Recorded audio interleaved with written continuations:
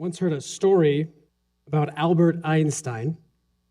He was traveling from Princeton on a train when the conductor came down his aisle punching passenger tickets. And when he came to the famous Professor, Einstein reached into his pocket, but he couldn't find his ticket. And so he started searching all of his pockets, including his briefcase, but his ticket wasn't there. The conductor said, "Dr. Einstein, I know who you are. We all know who you are. I'm sure you bought a ticket. Don't worry about it." Einstein nodded appreciatively. The conductor continued down the aisle punching tickets. But as he got ready to move on to the next car, he turned around and he saw the great physicist on his hands and knees searching under his seat for his ticket. The conductor rushed back and said, Dr. Einstein, don't worry about it. I know who you are. No problem. You don't need a ticket. I'm sure you bought one." And Einstein says, "Young man, I know who I am too. What I don't know is where I'm going."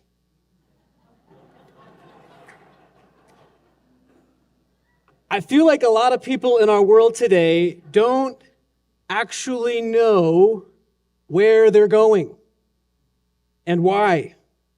Or maybe they know where they want to go, but they just don't know how to get there. Or maybe they know where they want to go and they know how to get there, but the there that they want to go to is not the there that they were created for. My favorite quote from Thomas Merton, one that I've used a number of times in church here, says this: "People may spend their whole lives climbing up the ladder of success, only when they reach the top to discover the ladder was leaning against the wrong wall."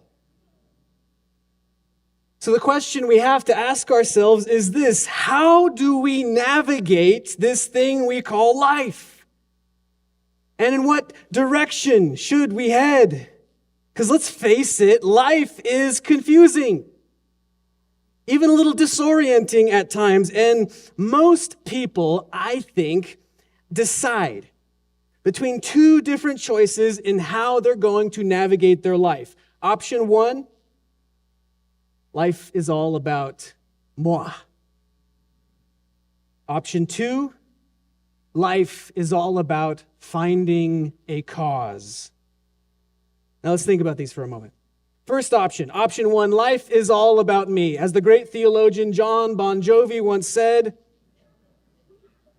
"It's my life, and I'm going to live it my way." This is perhaps the most prominent value in the United States. Individualism, autonomy, freedom.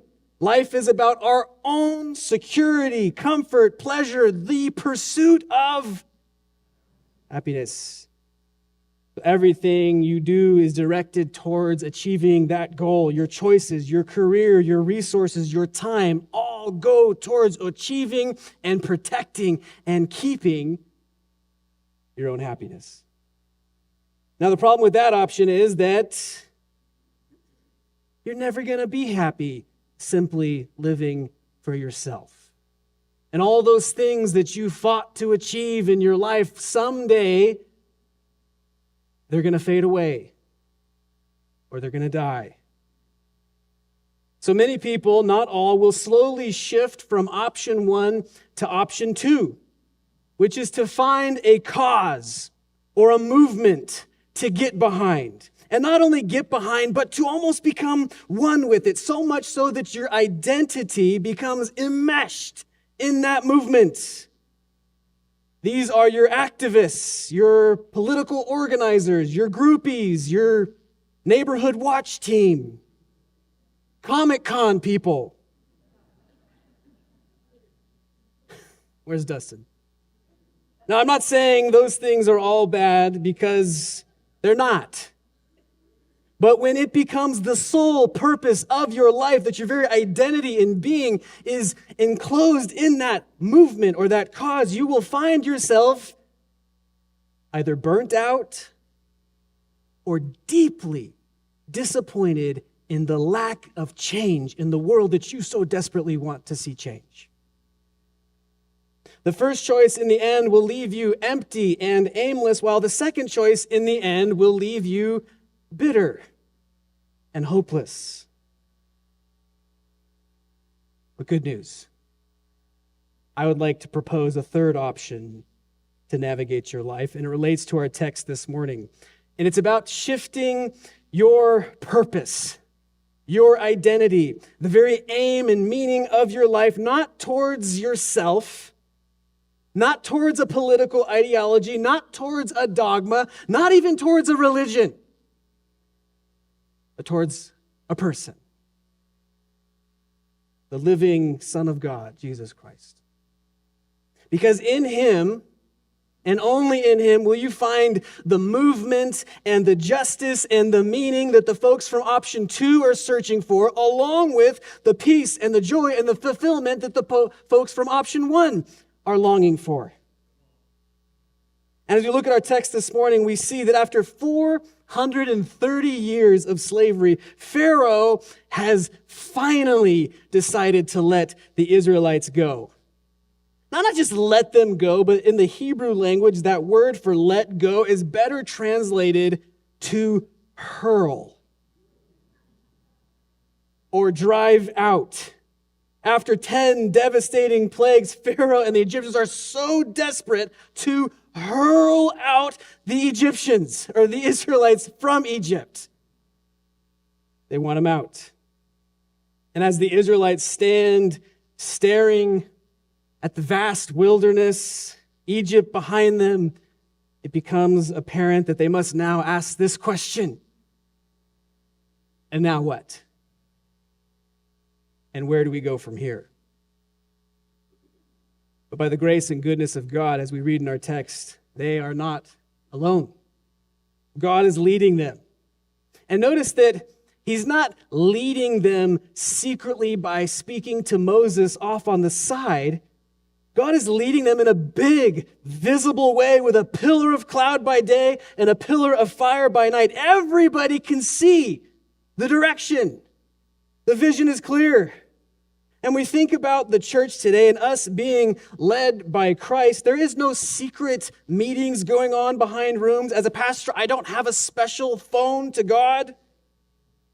We have the same scriptures, the same word of God, the same Jesus Christ is visible and accepted and accessible to each and every one of us. And God's Spirit is still guiding us today with the same level of care and intentionality that he had for the Israelites in the Exodus event. Notice in our text that God leads the Israelites away from the Philistines because he knows that if they see them, they're going to want to return back to their life of slavery in Egypt. God knows they're not ready for that part of the journey yet. Now you might think this is absolutely crazy. Why would anyone, after being freed from slavery, want to go back to their enslavement? But the Israelites will say it themselves.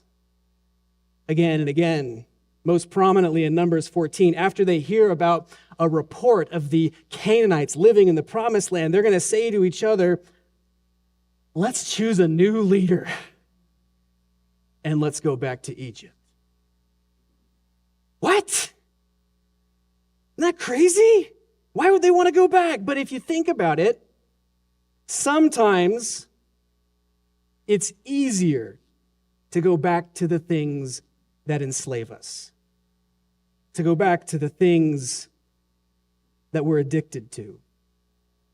Easier than fighting the battle of freedom. And make no mistake, the Israelites were addicted to their life in Egypt. The steady meals, maybe even being used to the oppression, the system, knowing that the same thing was happening day after day after day. Sometimes it's easier than fighting that fight. I imagine there are many of us in this room that know what I'm talking about. Have you ever said these words to yourself? I'll never do that again. that was the last time. Only to find yourself right back there doing it again. Can't tell you how many times the servers at Cold Stone have heard me say those words. But in all seriousness, the temptation is real. But even so, even in those moments, God offers us his hand. And we would do well to trust in the wisdom and guidance and direction of God's leadership. God knew the Israelites couldn't handle seeing the Philistines. So the scriptures tell us that God led the people by the roundabout way. If you travel from Cairo all the way to southern Egypt in a straight line, it's somewhere just under 300 miles. So depending on your pace, you could walk that in about 10 to 15 days. But the story of the Exodus does not end until Joshua's time, several books later, 40 years later. That is far worse than any unintentional scenic route that I have taken my family on. God's roundabout way.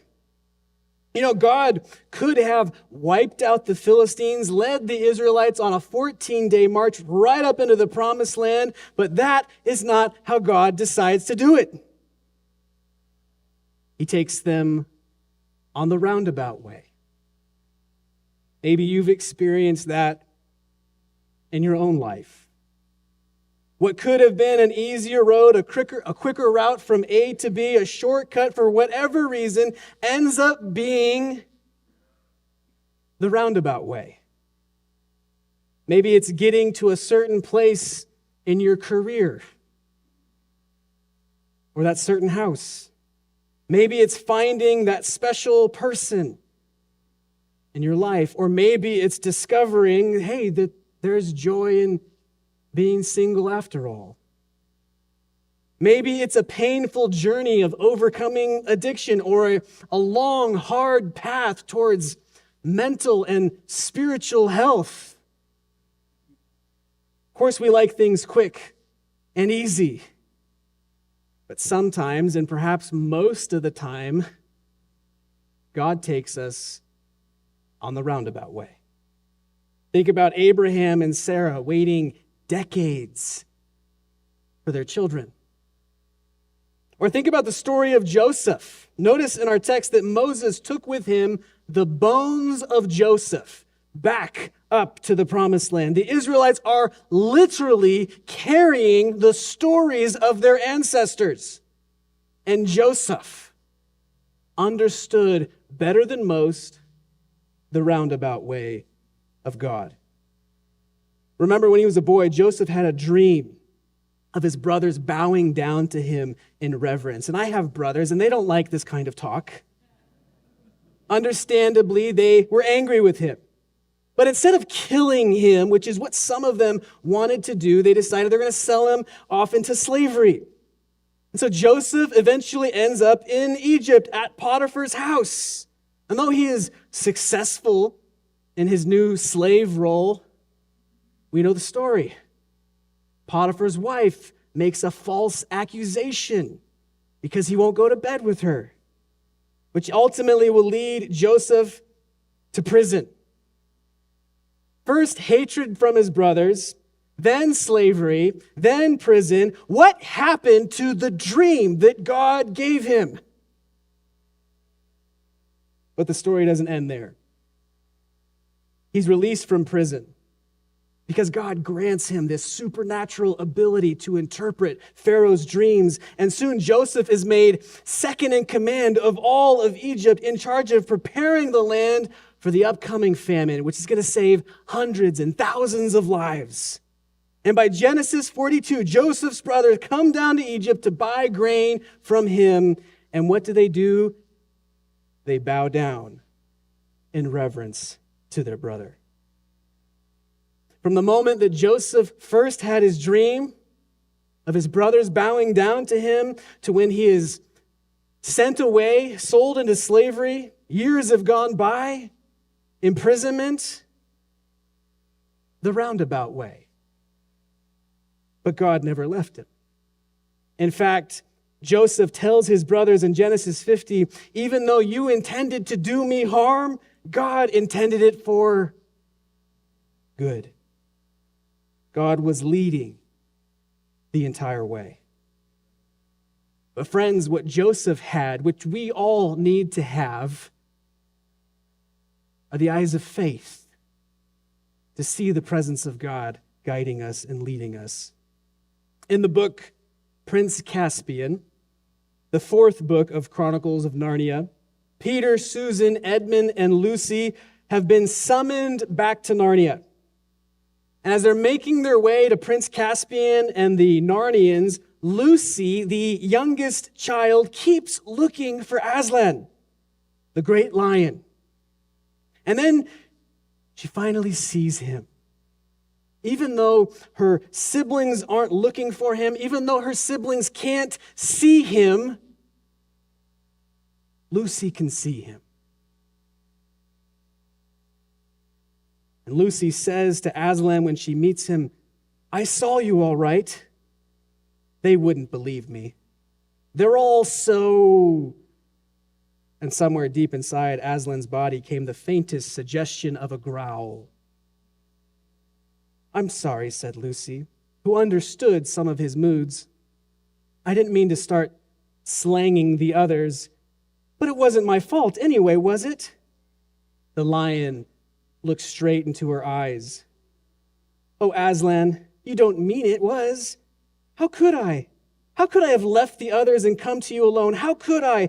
Don't look at me like that." "Oh, well, I suppose I could. Yes, and I wouldn't have been alone. I know I wouldn't have been alone because I would have been with you." Lucy discovers that it doesn't matter whether or not the others can see the lion. She saw the lion, and she was supposed to go to the lion, but she didn't, not at first at least. Even Lucy, who has such great faith, makes a mistake. And think about this. The roundabout way for Israel will end up taking 40 years. No shortcuts, no jumping ahead, no going back. But truth be told, it takes the journey so much longer, not because of God, but because of the Israelites.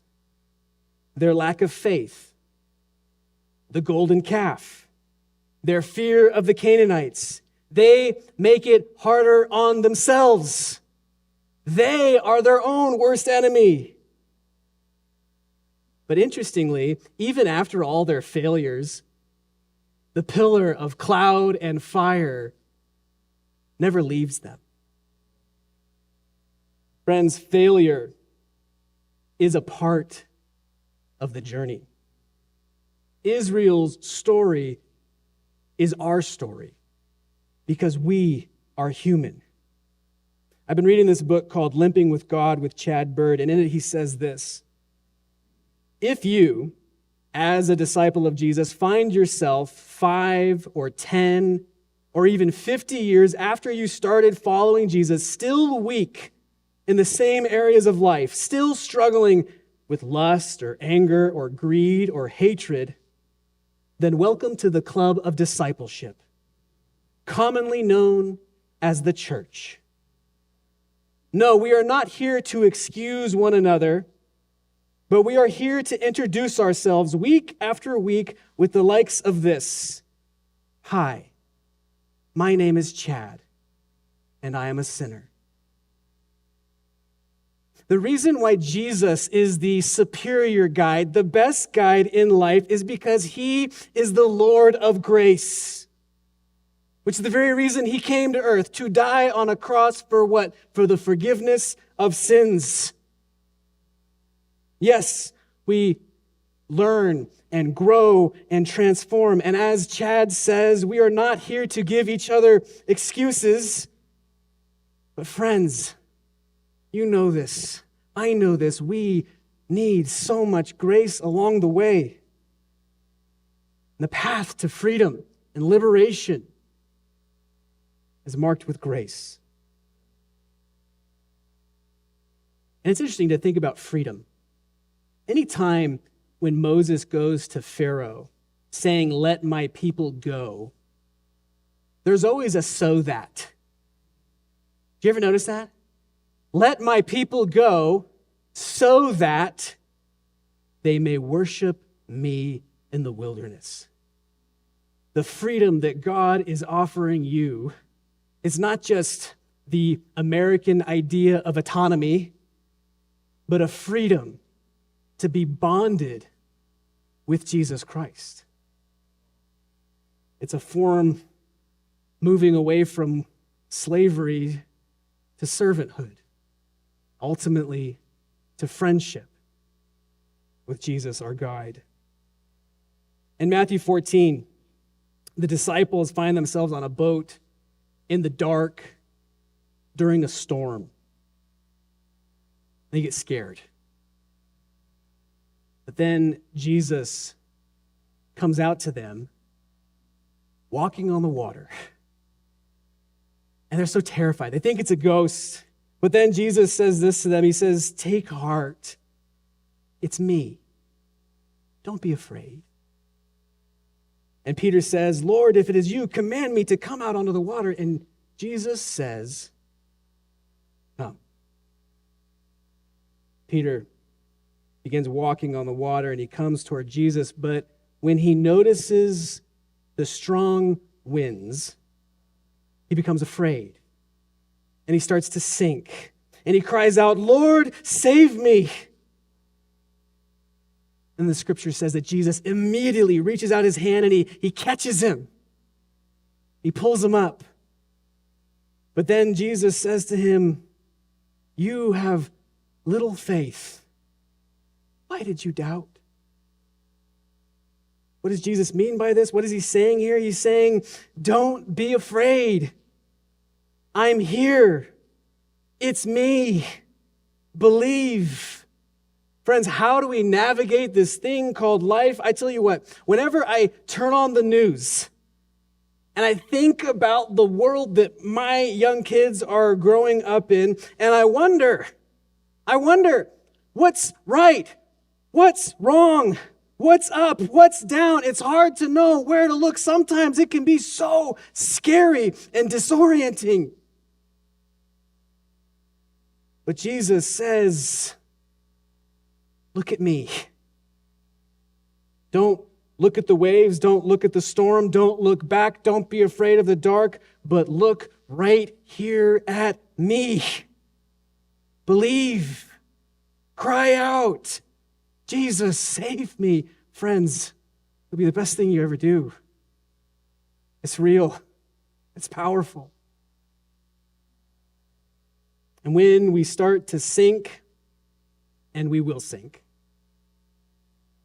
he's right there to catch us, to grab us, when we say, Lord, save me. So wherever you're at in your life, whether you're lost, you're disoriented, you're hurt, you're sinking, cry out, Lord, save me. Fix your eyes on Jesus and let him do what he came here to do. Let us pray.